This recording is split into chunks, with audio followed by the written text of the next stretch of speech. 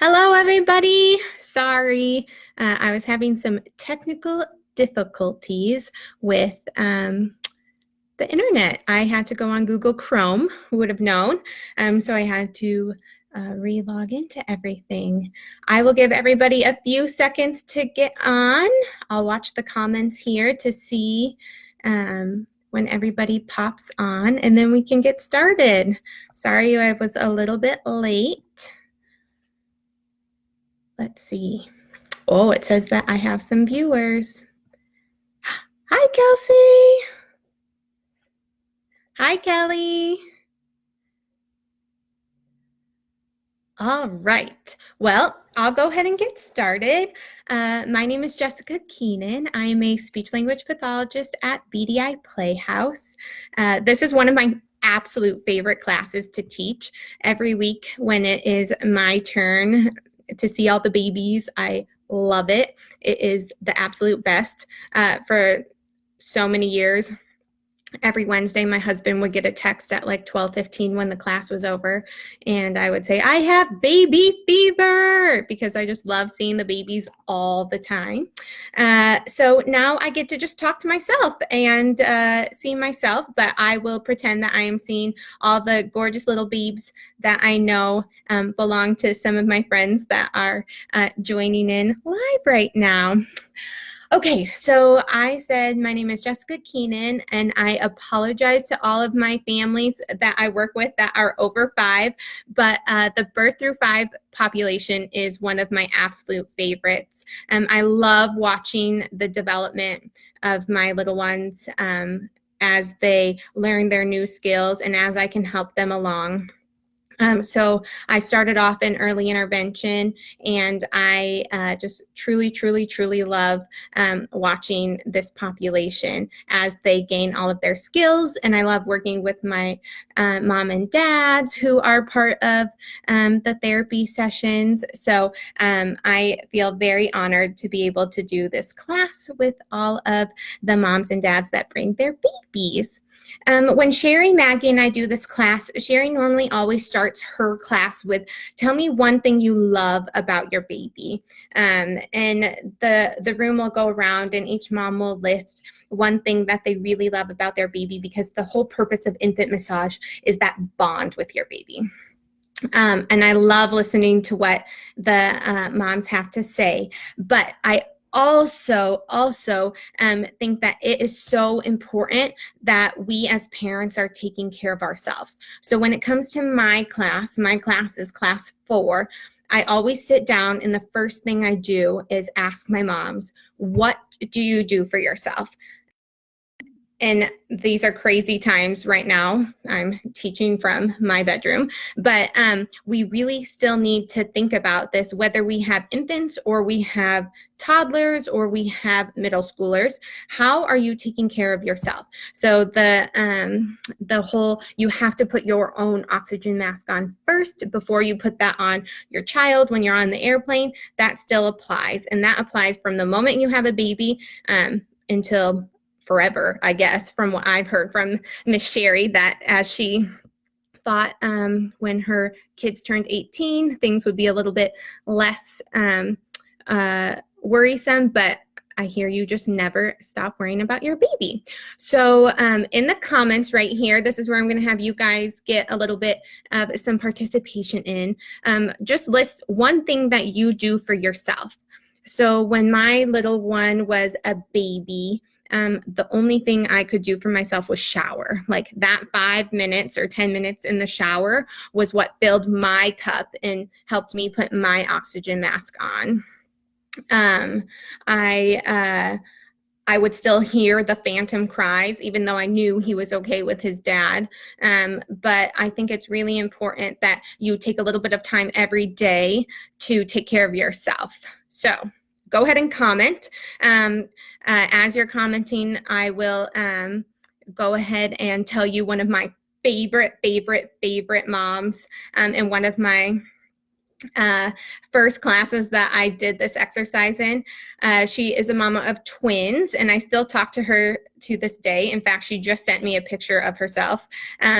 While her boys were eating, when they were really little, she said she would put them in the high chair every day at 5 o'clock, and she would crack open a beer. And I just thought that was the funniest thing, and the best example of how she took care of herself. That's what she wanted to do. And it can morph as time goes on. So like mine went from the shower, then to going for walks, and then to going back into my workout routine. That's how I filled my cup. All right. I love it, Kelly.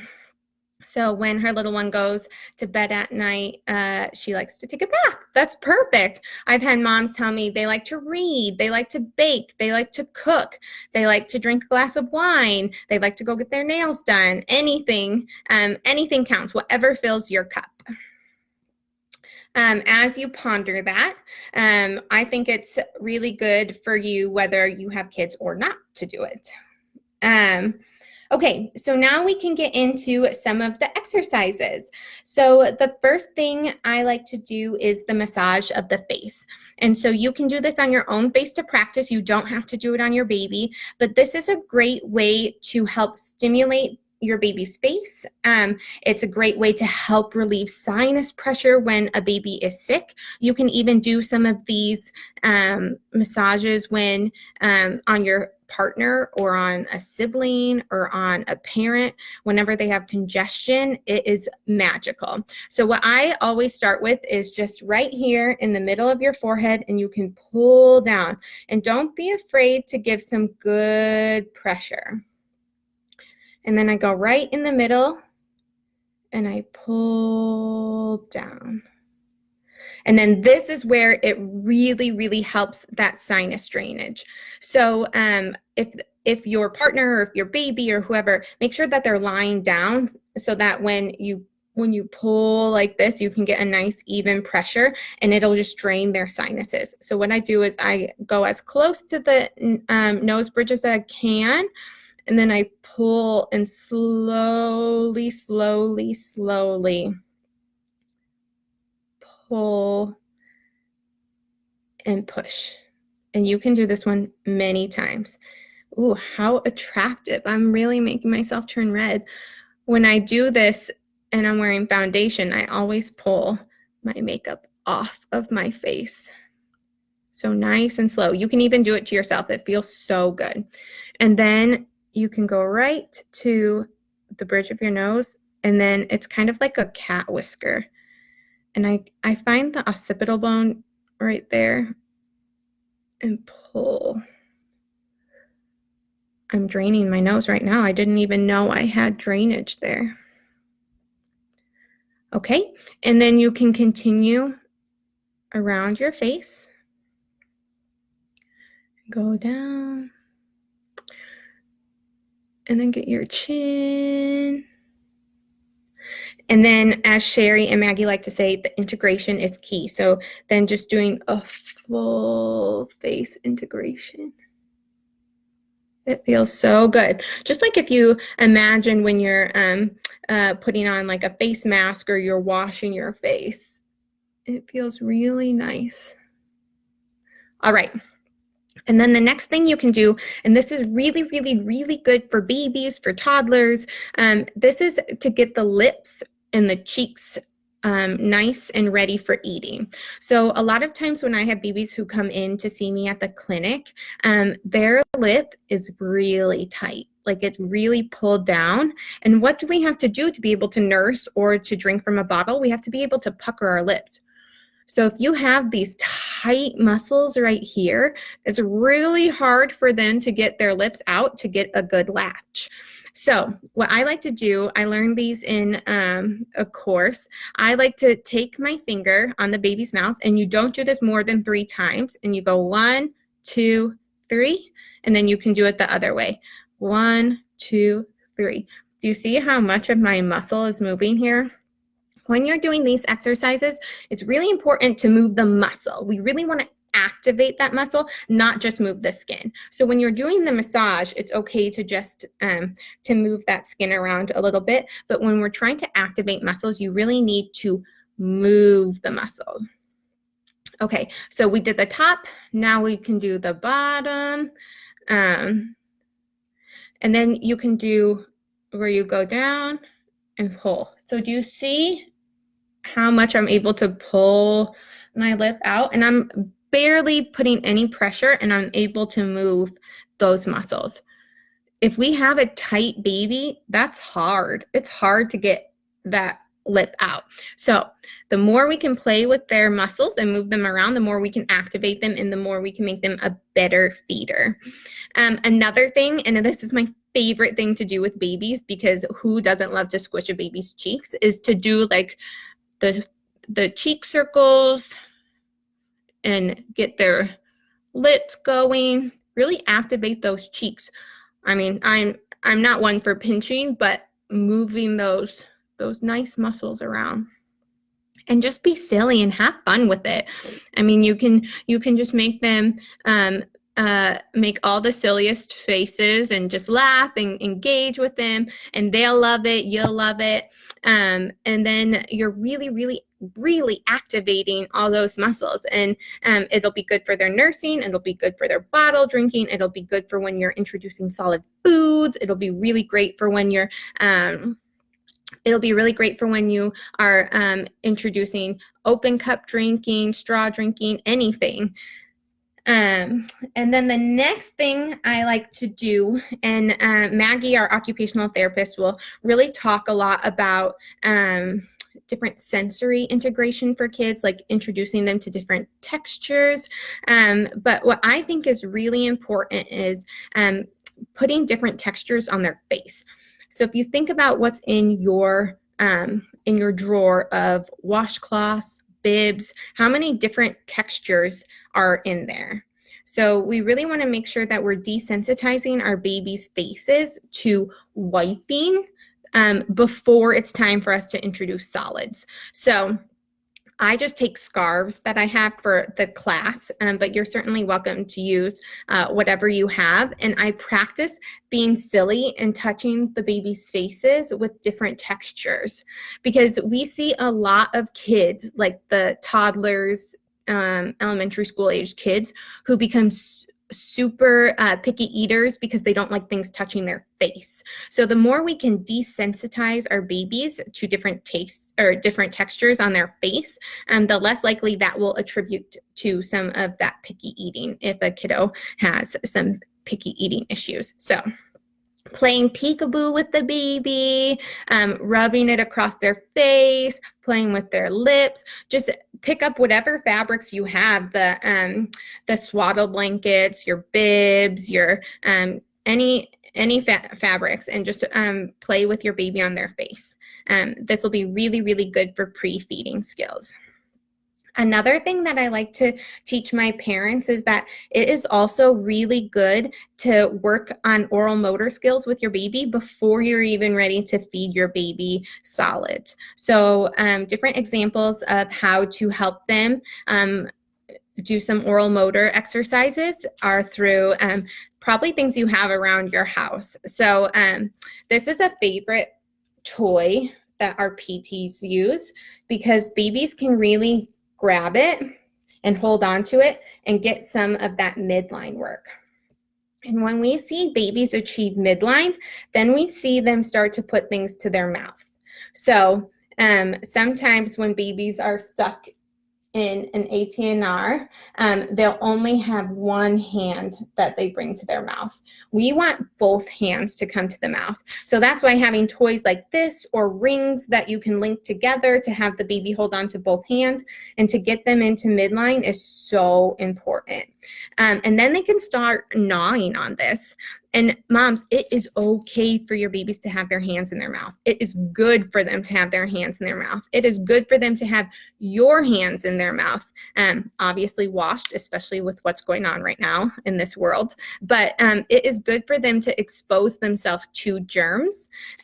So putting mittens on their hands, I know it's to keep them from scratching, but we want them to have access to their fingers so that they can have access to their mouth, so they can develop these oral motor skills that they need to be able to have in order to eat. So you can start off with a ball like this. It's rigid. I love this ball, and my husband actually found it when we were walking through Bye Bye Baby, and he's like, let's take this ball, and I was like, oh, I don't know, my PT friends like to use this ball, but we bought it and we love it. And why I love it as a feeding therapist is because look how much they can squish it. So when they squish it like this, they can get it so far into their mouth, which is so good. We're going to talk a lot about intraoral stimulation and getting things to go to their molar region. Even though they don't have teeth, we want them to be able to get things to their molar region so their tongue can start going back and forth, because when food goes into the mouth, it's not like the formula or breast milk where they just swallow it back. They need to be able to access the food to the sides of their mouth. So by giving them toys or chew items, they're able to experience and explore with their tongue without having to manipulate food items. So I like this ball a little bit more as they get ready to do some intraoral stimulation, because they can squeeze it and really get it into their mouth. We had this teething ring, and so we would just hook it to a car seat, or I tell parents you can hook it to the high chair seat, whatever, so that way when they throw the ball, they can get it back and you're not playing ball pickup. Because it'll happen like 8 million times with all the balls. When we had it on our play mat, we would just attach it to him, to one of his onesies, or I attach it to like the top of the play mat so it can hang and so he can grab it. So this is kind of, as soon as you start seeing them go like this, then they can bring it to their mouth.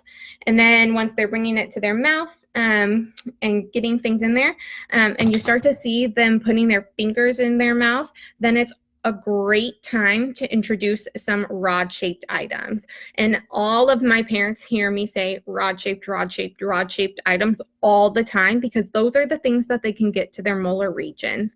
And why do we want them to stimulate their molar region? Because we want them to move their tongue that way. We want to get them past this back and forth movement of their tongue so that they can lateralize their tongue and access food that goes to their molars. So one of my favorite ones,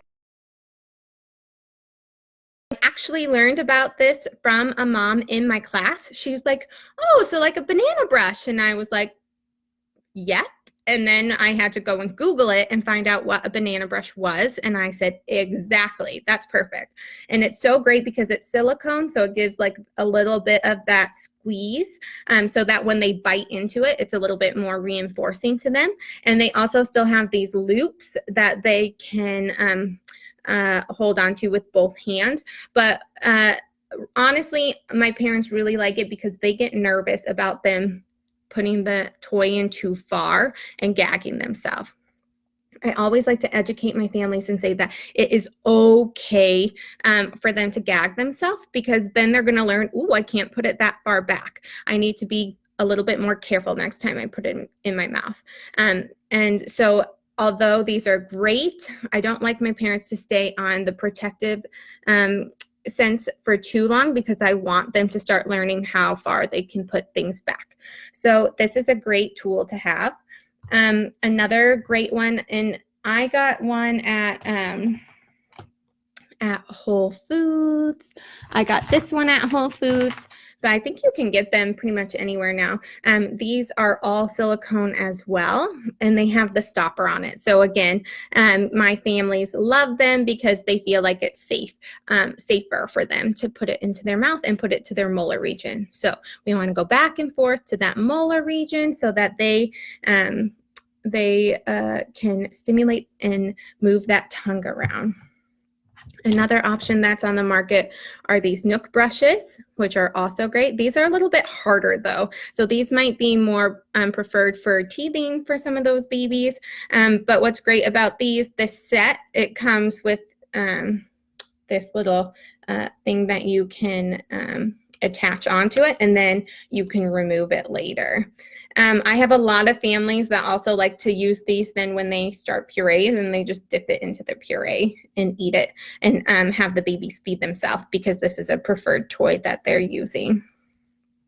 Some more therapeutic items that we have are called Chewy Tubes, and these are all really fun. So there's a yellow Chewy Tube, a red Chewy Tube, and what's great about these, they can chew on whatever end, but that they also have some compression to it, so they can bite them down, which is really nice for the red and yellow ones. The purple, they have a bit of a give, but they're not as compressible. They will be turned into whistles as the kiddos get older, so prepare yourself for that if you get some of the hollow ones. All right, some other things that you can do, honestly, whatever is rod shaped. So we just taught this class a few weeks ago, and I was giving the example that we let my son chew on hangers, so like the plastic hangers, but the mom was like, what? And we found out that it was because all of hers have like that velvet protection on them. So she was like, why would you let them chew on hangers? But it's like the plastic ones that have just the sticks down from it. So let them chew on hangers. Give them a toothbrush, like just a toothbrush that you have. I need to learn how to come over on this side.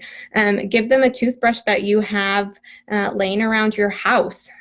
We let our son chew on purse straps, leather, drumsticks, the ball sorter hammer, and we just let him chew on whatever rod-shaped item he found. But when we didn't want him to chew on something, we were just very specific with our wording, and we would say not for mouth.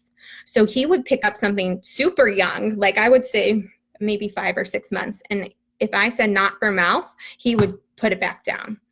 So we just say be very, very, very specific with your wording, because at that age, they find things on the floor. They're in that crawling stance. They're looking at their ground, and they're finding everything that's there. So I just say, like, if they found this, I would say not for mouth, and then they put it back down.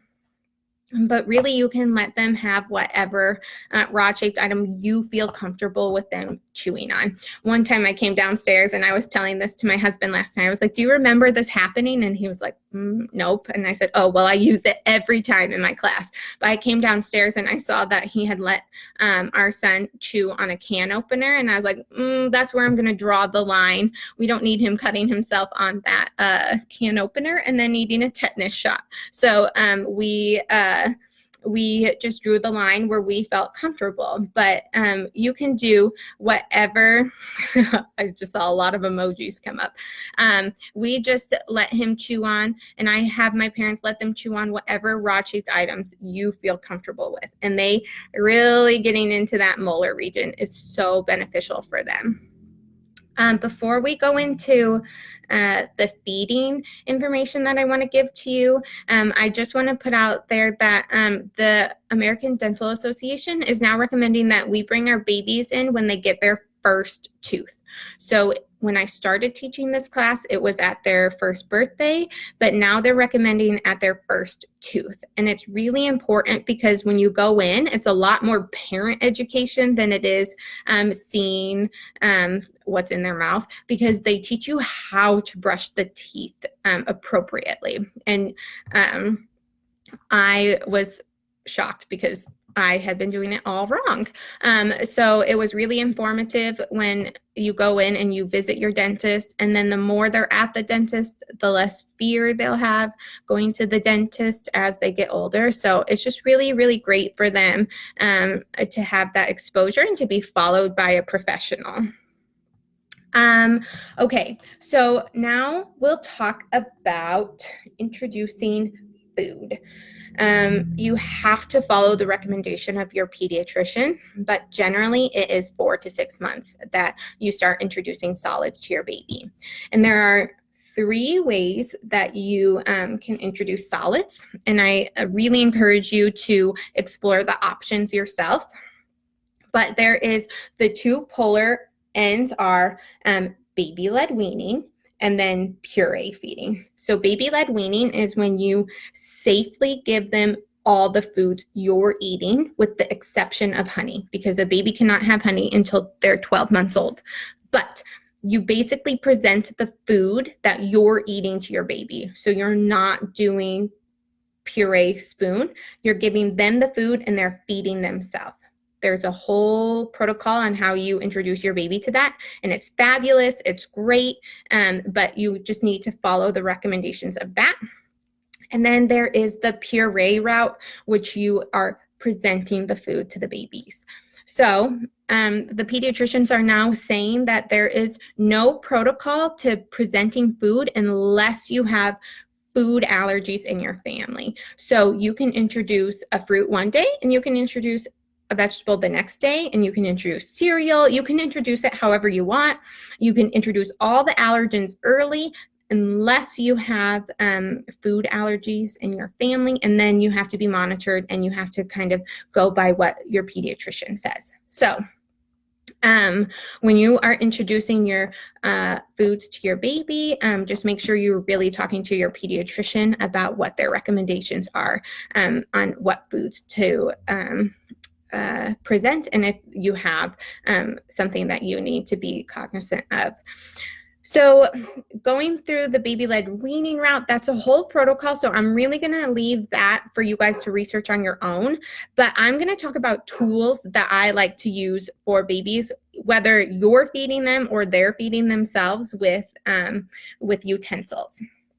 So I think the biggest recommendation I have utensil-wise, okay, I have two big ones. The first one is to use a flat spoon. So do you see how that is flat and narrow? Let's think about our babies' mouths. And when you present them with a spoon that is much wider and has a deeper bowl, how much food are you going to put on there compared to how much food are you going to put on here? We really want to make sure that we're giving them taste and exposure and experience and not nutrition at first. So we just want them to enjoy the taste and explore everything that's going into their mouth. And we want it to be a positive experience. So if we're getting these Mondo scoops of whatever it is and shoving it in their mouth, the babies go like this. We really want them to just be able to explore it. So starting off with a flat spoon is my preference for them. And then you can even let them feed themselves. So you can give them a spoon to hold. You can, as they get older and they're a toddler, I always recommend having one empty spoon. If you are feeding your child, having one empty spoon for them to hold and one spoon for you to hold. So that way they feel like they can have some control as well. These are just some great spoons to start with. They have the flat spoons as well that have like this little rounded edge to it. Those are great too. But I try not to buy into the baby market as much as possible. My other big utensil recommendation, sorry if you hear my dog, there's probably somebody crossing the street. Another big recommendation is not to use sippy cups. And that pretty much is half of our baby market right now, are sippy cups, and it's not good for development because it's the same pattern as drinking from a bottle or drinking from the breast. Like they're just sucking out, so you're not advancing their skills, and you might actually be pulling those two front teeth forward as you're doing sippy cups. So at 6 months old, I recommend moving straight to a straw cup or an open cup. These are my favorite straw cups to introduce babies to, because you can actually squeeze the cup and help the liquid come out. So you can actually help teach them how to drink from the straw. These are 2 for $1 at the Dollar Tree. Last year I bought out the entire supply. Sorry, Naperville, but I bought them all. And so I always let my family see them and take one home to practice. And I've even had parents come back to me like 2 or 3 years later. They'll send me an email, they'll send me a text and say, hey, we just, I had seen their child for feeding therapy. And then they will tell me that when they had their next child and they were transitioning them to solid foods, that they just used this cup because they loved it so much. Another cup that I really, really like, me find it. Oh, it fell backwards here. Is the take and toss cup. So this cup is awesome because it's easy to clean. There are so many straw cups out there that have 8 bajillion parts to it. Oh, there are comments. Let me see. This cup, I have no idea what the name is. It's just at the Dollar Tree. This is it's kind of a knockoff of the Rubbermaid Cup. So on Amazon, you can buy one for like $8 of the Rubbermaid version, but it is now spring season, and spring is when the Dollar Tree has these. And so they will have them in stock. This spoon is the Nook spoon. There you go. But I think that they have it in all the different brands. This is a take and toss cup. Ooh, there we go. So this is so easy to clean. You can just take off the lid. You can take out the straw and put this on the spoke of the dishwasher and then wash them in the dishwasher. And we all know how crazy it is for us to be doing dishes because babies come with 8 million things that need to be cleaned. So these are my 2 favorite easy to clean cups. And what I did was when you use breast milk, sometimes it leaves like a film or a residue. So we just designated one color lid to breast milk, and then we designated one color lid to water. And before they turn 1, they don't need very much water. So make sure you follow your pediatrician's guideline on how much water to drink or to offer to your baby. How can you transition from feeding bottles for kids with developmental delay? Well, it is really, really, really dependent on every single child. So if your child is receiving feeding therapy or is receiving therapy, then it's really good to work with your speech language pathologist or your occupational therapist on what cup would work best. I often use the Droppler style with my kids to teach them how to drink. So I'll, or to teach them how to round their lips around a straw. So I wait until they activate their lips and then I release, and then they get the liquid and they're like, wow, that was amazing. And they want more. So that's how I do it. But it is totally dependent on what the delays are and what your child needs help with. So here's my plug. We offer free screenings all the time. So if that is something that you want us to take a look at, we have feeding therapists, both occupational and speech language pathologists, and we're more than happy to do a free screening with you. We always like to give the parents recommendations of things to try before even setting up an eval. So we are more than happy to do that for you. Okay, back on my thought train. Oh yes, so using these cups, using one for breast milk, one for water is the best way to go. In my household, it might be different for yours. And then teaching them to drink from an open cup. So you can use shot glasses, actually are really good. Or if you use the baby food jars, those are more shatter resistant. So if it's dropped, then they can drink from the baby food jars after they've been cleaned out. And they have a little bit of weight, so they're easier for them to lift up. If you can leave this live with any takeaway, it would be to let your baby be messy. When you're introducing foods or liquids to your baby, it is okay for them to be messy. It is good for them to be messy. We have all of our senses, and for them to feel that food and smell that food and to taste that food and to hear how it is, it's all good for them. So if you are one of those friends that are really like to keep things clean, I always make the recommendation then to pick one meal a day where you let your kid get the messiest that they can get. And typically that's before bath time. So strip them down to their diaper and just let them go to town with the food. Put it on the tray, let them experience it, let them play with it, and let them get messy. Because how many times are they going to bring their hands to their mouth then and taste that food? It's so good for them.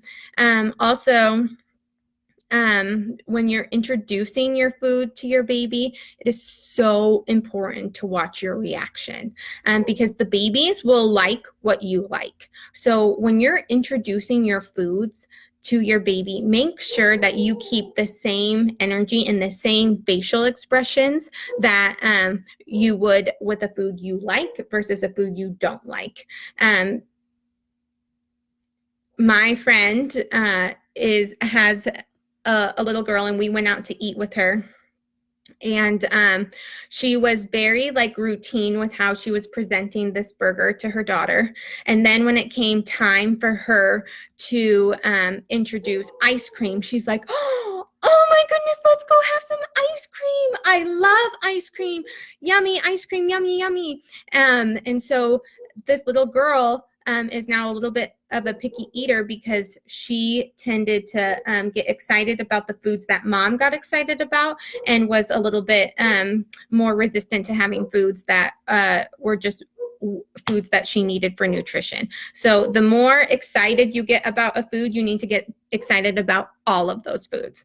When I taught this class, a mom came back the next session and she was like, you will never believe what happened. We went to introduce solids for the first time, and I took my avocado and I took my breast milk and I mixed it together and I handed it to Dad to feed to her for the very first time. And he looked at me and he's like, oh, that's disgusting. And she said, Miss Jessica said, you better act like that's the most tastiest thing that you have ever eaten. And she's like, and it worked. She was so excited. So the more we get excited, or the more consistent we get with our reactions, the more the kiddos will accept all different foods. So those are my two huge takeaway points. Watch your reaction for what you're feeding your kiddo, and make sure you let them get messy. I don't know if that, oh, I got a question. Are 360 cups okay? They're okay, but you really have to bite it to activate it. I don't know if you've tried drinking from it before, but it takes an oral motor movement that isn't necessarily the most natural. So I tend to skip the 360 cups and just teach kids to drink from a straw and then just an open cup. I know it's messy, but once they get the hang of it, they won't spill unless they're intentionally trying to spill. Okay, so a few more things that I like to tell my parents.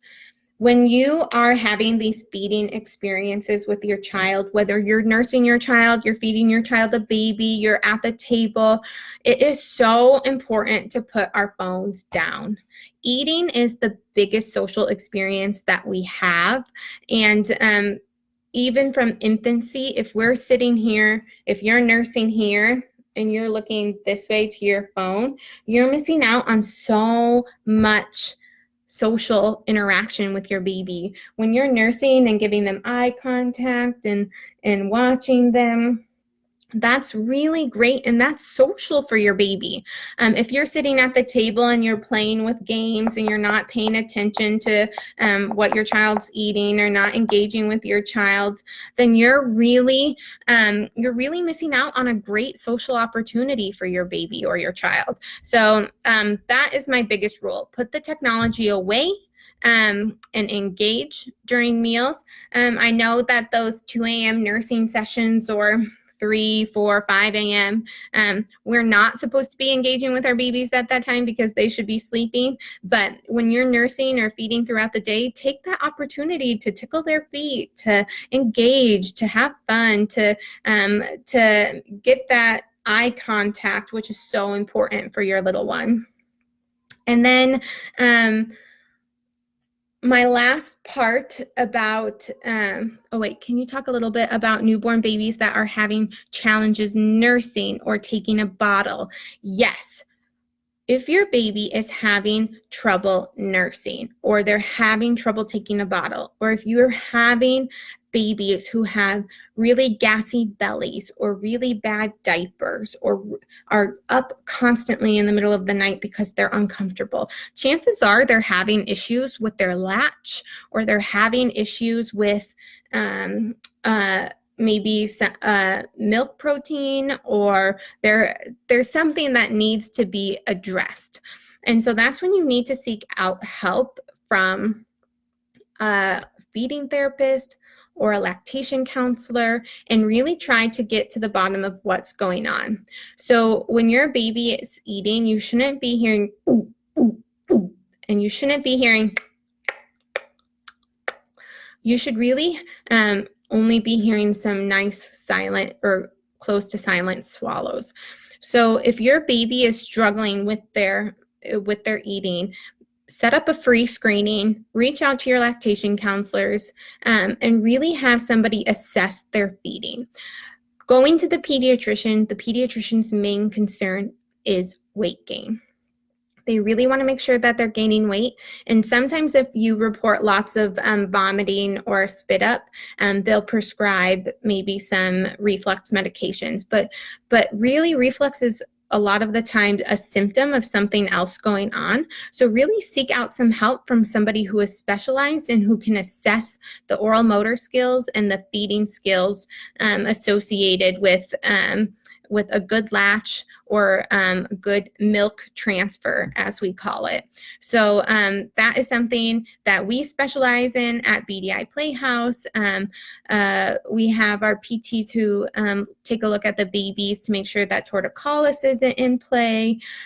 We have our feeding therapists who take a look and make sure that the latch is okay. We have our lactation counselors who interview and work with the mom and the baby to make sure that the dynamic duo part of the feeding experience is going all right. And then there's lactation counselors in the community who can take a look, but it's really important to have that addressed early so that you can help them make the skills that they need to use in order to be a successful milk transfer. And we do the free screening, so why not? I often have families that will come in and see me, and I'll give them some recommendations on things of how to fix or address some of the latch issues that they have. And then I'll give them my email address and I'll say, if this doesn't work, email me and come back and we'll take a look. And they often don't have to come back because it was just something little that could be altered and help them on their way. But so if that's an issue, if you have a baby who is having a hard time transitioning to solids, it's really not going well for them. They're really resistant. They start turning their head. They're putting up their hands. They're clamping their lips closed. They cry. They fall asleep while you're trying to introduce purees. Those are also kids that we can take a look at and kind of help you problem solve with things that are going on and things that we could help you with to make it a more enjoyable experience, because it's supposed to be fun. It's supposed to be engaging. It's supposed to be exploring and experiencing new tastes and textures. It shouldn't have to be a chore, and it shouldn't, well, I mean, the cleanup is kind of the chore, but it shouldn't have to be like, ugh, I have to feed them again. It should be enjoyable, and it should be a happy experience. And so we're here to help if it's not, and we're here to help you problem solve and help you figure out ways to make it more enjoyable. Did that answer the question? All right. Okay. Let's see what else. Oh, yes. Is that okay? Can I move on from feeding, or are there any more feeding questions? The last thing I want to chat about before I get to transition to mommy duty and my husband gets to go to work at our kitchen table is that I really want to talk about speech development. We could probably do a whole nother live about this, but the few really quick things that I want to say. I didn't realize, and this is my profession, I didn't realize how important and how much is stressed on reading to your baby until I walked into my pediatrician's office and I sat down with my 3-day-old or 4-day-old baby, however old they are at their first well visit. And I sat down, and the first question they asked me was, "Are you reading a book to your baby?" And I was like, "What do you mean am I reading? I'm just trying to keep my baby alive right now. I'm supposed to be reading to him." Then my speech brain kicked in, and it is so important for us to be reading and for us to be singing songs and doing repetitive language with our child so that they can start to learn some of that predictable language. And as they get older, as you're singing the itsy bitsy spider, they'll start to fill in the blanks themselves. I found one more feeding thing I want to make sure that I tell you guys about after I'm done with this. But the importance of reading and doing that predictable language is so good for your baby's language development. Another thing that is really amazing for your baby's language development is talking through your routine. When you're doing diaper changes, when you're changing their diapers, when you're putting their clothes on, when you're in the grocery store, when you're making your food, which I didn't make food for myself until I was about 6 months postpartum. Not because I was lazy, but because I would forget. Make sure that you're talking through your routine. Just talk to your baby, because they're receptive. What they're listening to and understanding will always be bigger than what their expressive is. So they're constantly taking language in. So it's so important for us, their models, to be modeling language all the time. So talk through your routine and read your baby books. Those are the two big takeaways from speech development. I really like to use bubbles with babies. I like to use blocks with babies. I like to use balls with babies, and I like to use mirrors with babies, because the more they can see themselves in the mirror along with us with that visual model of talking, the better they will have feedback for themselves. Okay, so really fast. The last thing I wanted to talk about, and I should have talked about this when I talked about going to the dentist, which is at what age do you go to the dentist? When your baby has their first tooth. I love Sherry Burke, Ireland Burke, sorry, Sherry, so much. I love her. She came to the clinic one time like 2 years ago and was like, "Look, Jess, look at what I brought you. How cool is this?" And I said, "Oh, thank you." And I threw it into my oral motor bucket, and I said, "Never use these to any person that I did feeding therapy with," because I saw 2 toddlers actually aspirate them. So parents always think they have these for dogs too. And parents always think, "Oh, I'm going to put it in a safe place so they can't get it by themselves."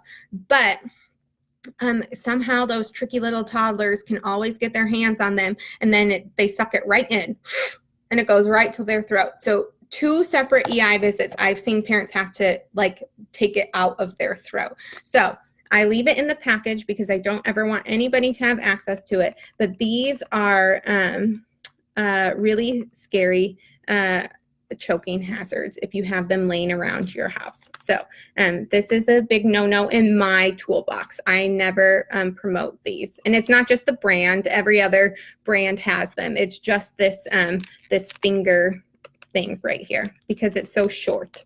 So yeah, that is my whole spiel.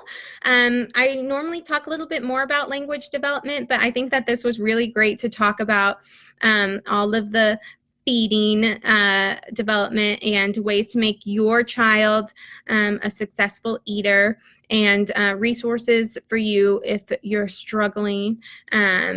So if you have any questions, you are more than welcome to send us a message here on Facebook. You can message me privately on Facebook, or you could set up a screening and we can have you Zoom with one of us, and we can help you problem solve and help you set up your kiddo to have a little bit more success with their feeding experience. So the takeaway points.